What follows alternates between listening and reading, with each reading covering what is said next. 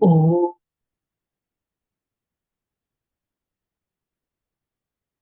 శాంతి. ఓ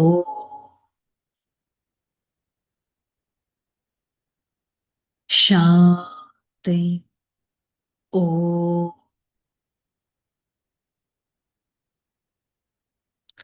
శాంతి. ఓ శాంతి. నేను ఆత్మ, విశ్వ కళ్యాణకారిణి, సతో ప్రధాన ఆత్మను, సత్యుగి నివాసిని, నిశ్చింత చక్రవర్తుడను, నిర్వికల్ప ఆత్మను. ఈ క్షణం నేను ఆత్మ, సర్వశక్తివంతుడైన పరమాత్మ సన్ముఖంలో ఈ జ్ఞాన మురళిని వింటున్నట్టు అనుభవం చేసుకుంటాను. ఓం శాంతి. शांति। मुरली डेट 17/9/2025। आज का हेडिंग मीठे बच्चे। याद से सतो प्रदान बनने के साथ साथ पढ़ाई से कमाई जमा करना है। पढ़ाई के समय बुद्धि इधर उधर ना भागे। బాబా చెప్తున్నారు, మధురమైన పిల్లలు, స్మృతితో సతో ప్రధానంగా అవ్వడంతో పాటు, స్మృతి అంటే నా బుద్ధిని పరమాత్మతో కనెక్ట్ చేయడం. ఈ కనెక్షన్తో నా బుద్ధి సతో ప్రధానంగా ప్యూర్గా అవుతుంది.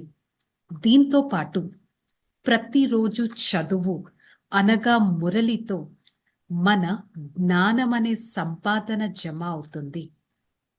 మోస్ట్ ఇంపార్టెంట్, నేను ప్రతిరోజు చదువుతుంటే నా సమయం, నా బుద్ధి అటు ఇటు వెళ్ళదు. సో మనలో ఎవరైనా కంప్లైంట్స్ చేస్తే నాకే తెలియకుండా నా బుద్ధి అటు ఇటు వెళ్ళిపోతుంది అంటే దానికి పరమాత్మ ఇచ్చే ఇవాళ రీజనింగ్ ఏంటి? చదువు మీద అటెన్షన్ పెట్టండి, మీ బుద్ధి అటు ఇటు వెళ్ళదు. ప్రశ్న, తుమ్ డబల్ అహింసక్ अननोन वॉरियर्स की कौन सी विजय निश्चित और क्यों? तुम बच्चे जो माया पर जीत पाने का पुरुषार्थ कर रहा है, तुम्हारा लक्ष्य है हम रावण से अपना राज्य लेकर ही छोड़ेगा। यह भी ड्रामा की युक्ति रची हुई है। तुम्हारा विजय निश्चित है क्योंकि तुम्हारे साथ साक्षात परमपिता परमात्मा है। ఈరోజు భగవంతుడు మనకిచ్చిన టైటిల్స్ ఏంటి? డబల్ అహింసక్ అనగా వికారాల హింస చెయ్యరు మీరు. బయట ఎలాగైతే ఒకరికొకరు పొడుచుకోవడం, చంపుకోవడం చేస్తారో ఆ హింస కూడా మీరు చేయరు. అందుకని మీరు డబల్ అహింసకులు, మీరు అన్నోన్ వారియర్స్.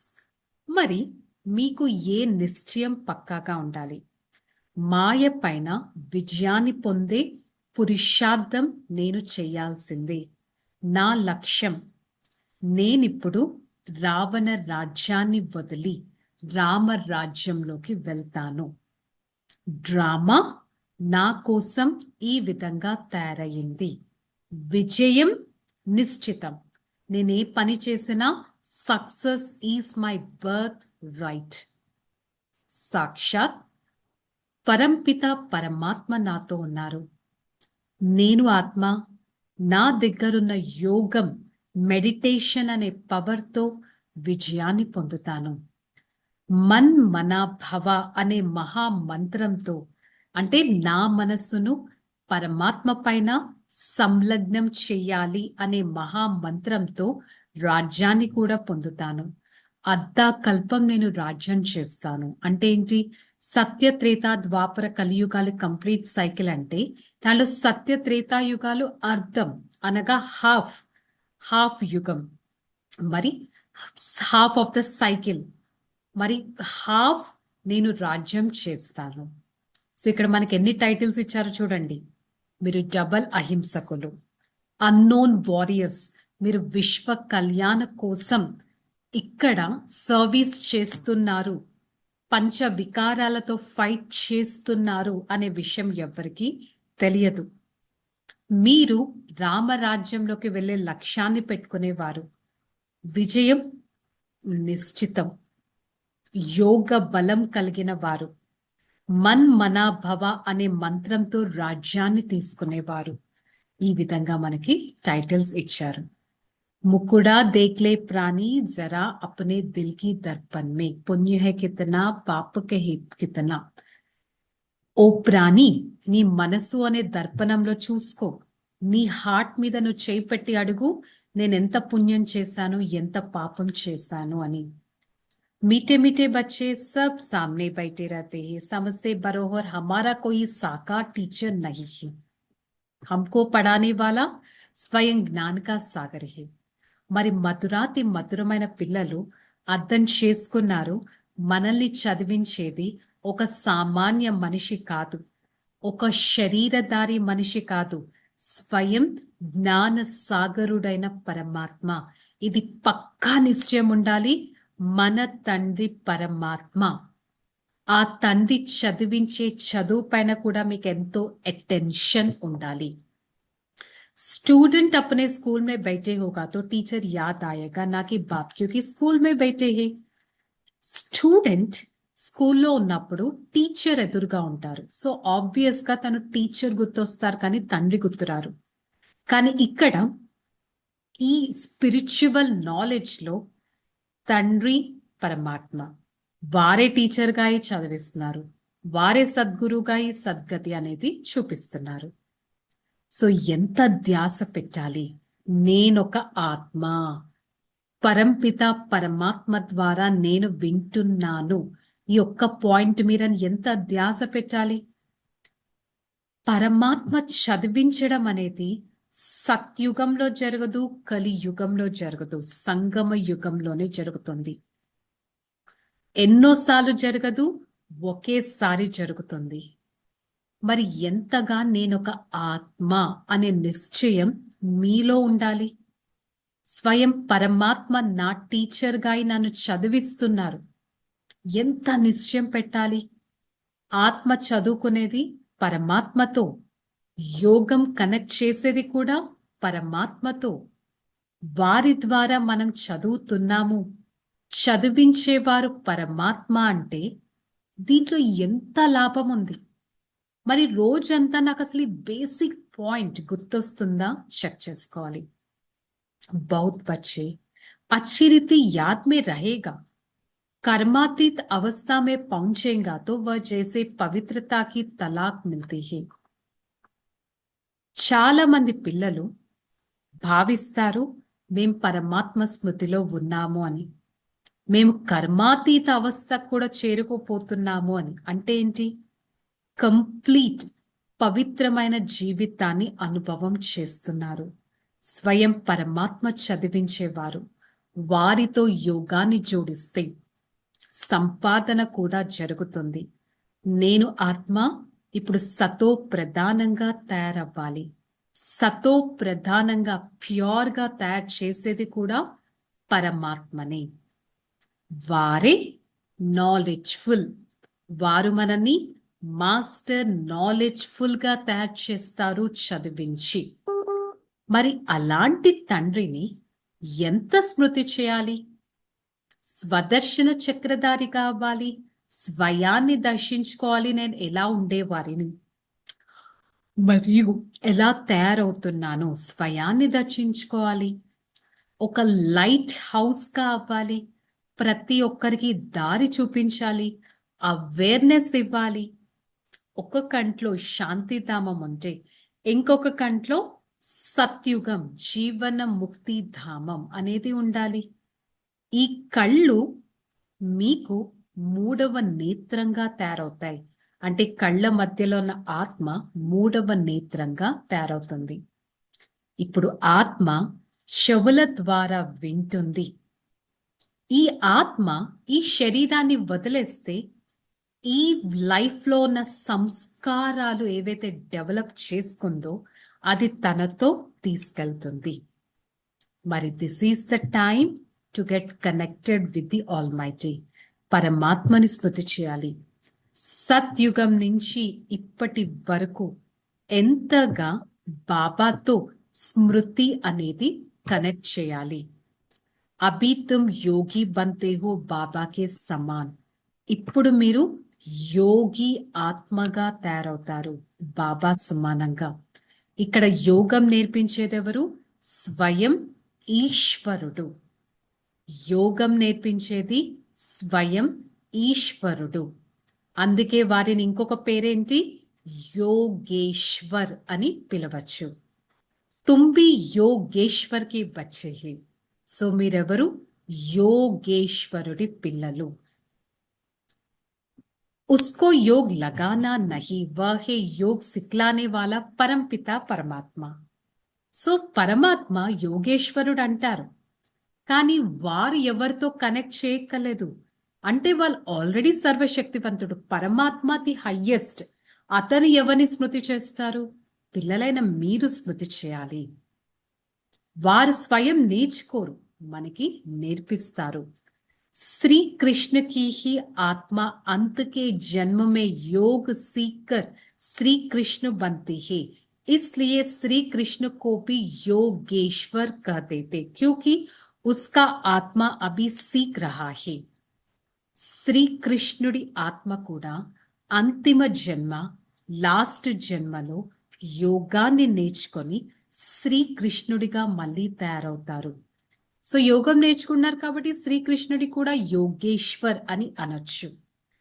योगेश्वर से योग सीख श्री कृष्ण पद पाते हैं, इसका नाम बाप ब्रह्मा रखा है. యోగేశ్వరుడైన బ్రహ్మతో, అంటే బ్రహ్మనే శ్రీకృష్ణుడిగా అవుతారు.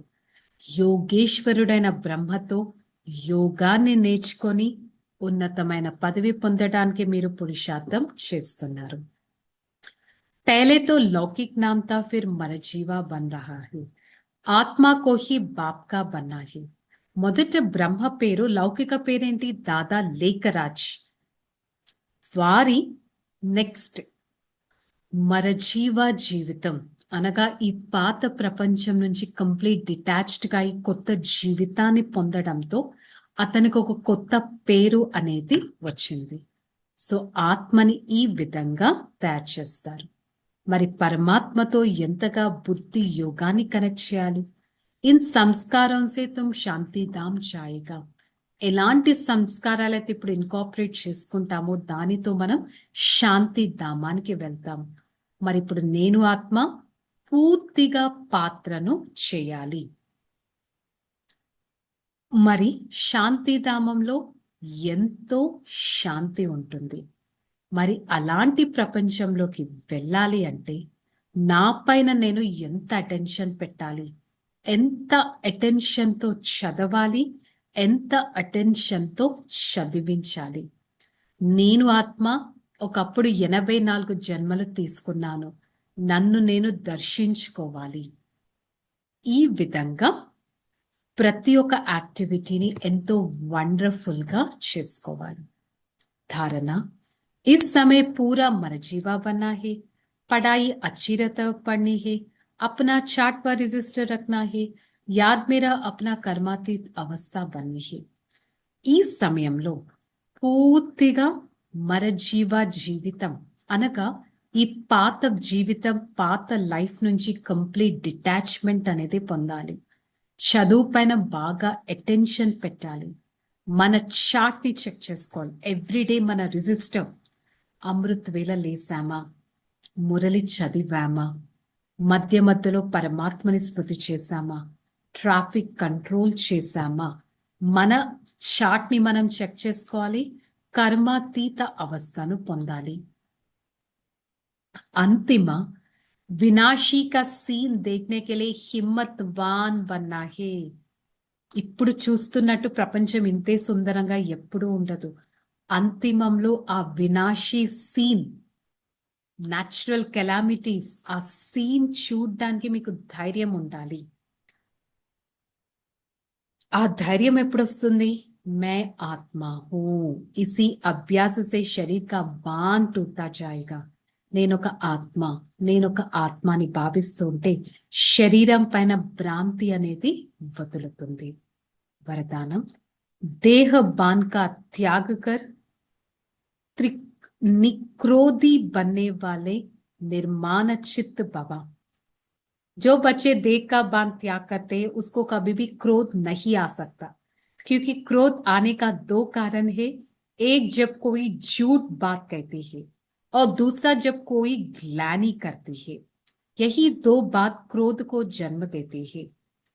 దేహ భ్రాంతి బాడీ కాన్షియస్నెస్ అనేది త్యాగం చేసినట్టయితే క్రోధం లేనటి వారిగా అయిపోతారు, నిర్మాణ చిత్తులుగా అవుతారు. ఏ పిల్లల దగ్గర దేహ భ్రాంతి అనేది త్యాగం చేస్తారో, ఎవరికైతే బాడీ కాన్షియస్నెస్ అనేది వారు త్యాగం చేస్తారో వారికి ఎప్పుడు క్రోధం అనేది రాదు. క్రోధం వస్తుంది అంటే దానికి కారణం ఆపోజిట్ పర్సన్ అసత్యం అన్నా చెప్పినట్టు, లేకపోతే గ్లాని అన్నా చేసినట్టు. ఈ రెండు విషయాలు ఫస్ట్ క్రోధాన్ని తీసుకొని వస్తాయి. ఎలాంటి పరిస్థితిలో అయినా నిర్మాణ చిత్తులుగా అయ్యే వరదానాన్ని తీసుకోవాలి అంటే అపకారులకు కూడా మీరు ఉపకారం చేయండి. మిమ్మల్ని కోపగించుకునే వాళ్ళు, గ్లాని చేసే వారిని కూడా మీరు హక్ చేసుకోవాలంటే గ్లాని దేనే వాళ్ళకు గలేతో నిందించే వారిని మీ సత్యమైన మిత్రులుగా చేసుకోండి. ఇదంతా ఎప్పుడు పాసిబుల్? మనం ఆ సోల్ కాన్షియస్ స్టేజ్ మెయింటైన్ చేస్తే. ఇలాంటి పిల్లలే ఎంతో ప్రసిద్ధులు అవుతారు అన్నారు. ఇదంతా ఈజీ టాస్క్ కాదు కదా. ఇలాంటి టాస్క్ చేసేవారు ప్రసిద్ధులు అవుతారు. స్లోగన్ मौज का अनुभव करने के लिए माया की अधीनता को छोड़ స్వతంత్ర బనో.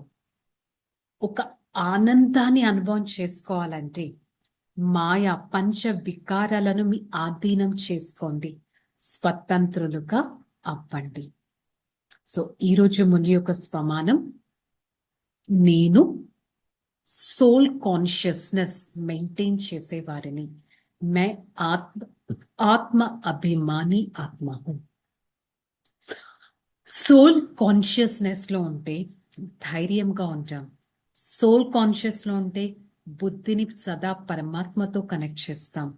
సోల్ కాన్షియస్ లో ఉంటే నీ క్రోధం లేనటి వారిగా ఉంటాం. సోల్ కాన్షియస్ లో ఉంటే ఎంతో సంతోషపు ఆనందాన్ని కూడా మెయింటైన్ చేస్తాం. సో నేనొక ఆత్మ భృకుటి మధ్య స్థానంలో నివసించే వారిని అనే స్థితిని మెయింటైన్ చేయడానికి ప్రయత్నిద్దాం. ఓకే, చలో రిలాక్స్. ఓం శాంతి. నేనొక ఆత్మ భృకుటి మధ్య స్థానంలో మెరిసే వారిని, నిశ్చింత చక్రవర్తిని, స్థిరమైన ఆత్మను, ఆనందమైన ఆత్మను, సర్వగుణ సంపన్నుడను, ఈ శరీరానికి ధైర్యాన్ని ఇచ్చేవారిని, ఉన్నతమైన స్థితిని తయారు చేసుకునే ఆత్మను, నిశ్చింత చక్రవర్తిని.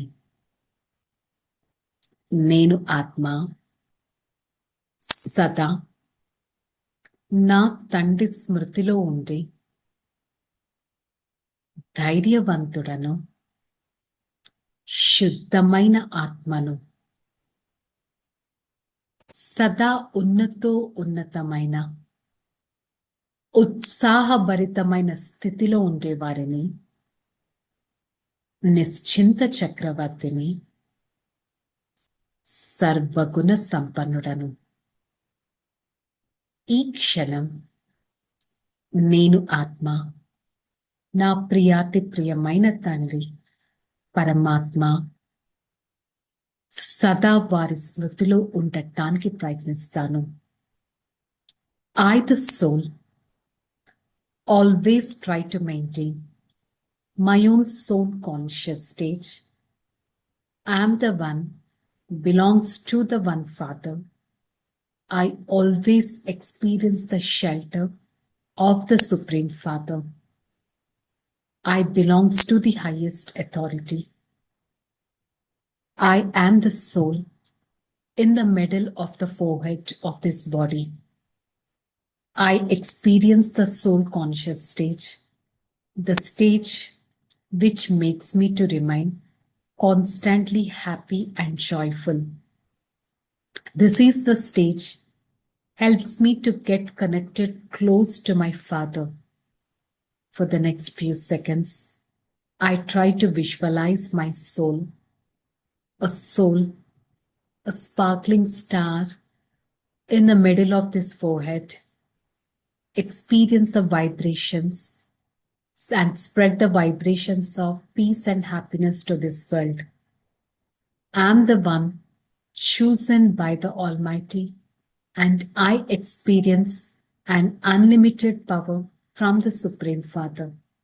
Om Shanti, Shanti, Shanti. I, the soul, experience the unlimited power from the Supreme Father.